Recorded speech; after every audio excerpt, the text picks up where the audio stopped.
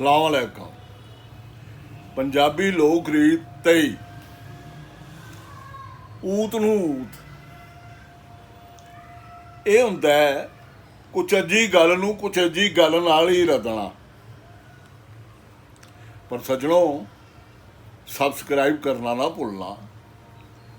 ਤੇ ਊਤ ਨੂੰ ਊਤ, ਕੁਚੱਜੀ ਗੱਲ ਨੂੰ ਕੁਚੱਜੀ ਗੱਲ ਨਾਲ ਹੀ ਰੱਦਣਾ।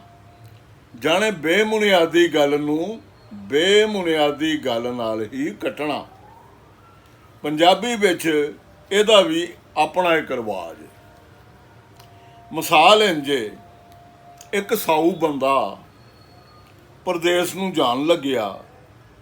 ਆਪਣੇ ਕਿਸੇ ਕਪਟੀ ਯਾਨੀ ਚਲਾਕ ਦਗਾਬਾਜ਼ ਫਰੇਬੀ ਬੇਲੀ ਕੋਲ ਸੋਨਾ ਰੱਖ ਗਿਆ। ਜਦੋਂ ਉਹ ਪ੍ਰਦੇਸ਼ੋਂ ਪਰਤ ਕੇ ਆਇਆ ਤਾਂ ਕਪਟੀ ਮਿੱਤਰ ਨੇ ਉਸ ਨੂੰ ਸੋਨੇ ਦੀ ਥਾਂ ਲੋਹਾ ਮੋੜਦਿਆਂ ਕਿਹਾ, ਜੋ ਉਸ ਦਾ ਸੋਨਾ ਪਿਆ ਪਿਆ ਸਹਿਜ ਰੂਪ ਵਿੱਚ ਹੀ ਲੋਹਾ ਬਣ ਗਿਆ ਹੈ।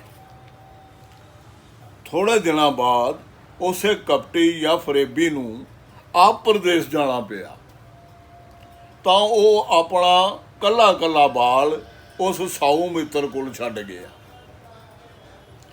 ਜਦੋਂ ਪਰਤ ਕੇ ਕਪਟੀ ਨੇ ਆਪਣਾ ਬਾਲ ਵਾਪਸ ਮੰਗਿਆ ਤਾਂ ਸਾਊ ਨੇ ਕਿਹਾ, ਉਹ ਤਾਂ ਸੁੱਤੇ ਸਿੱਧ ਬਾਂਦਰ ਬਣ ਗਿਆ।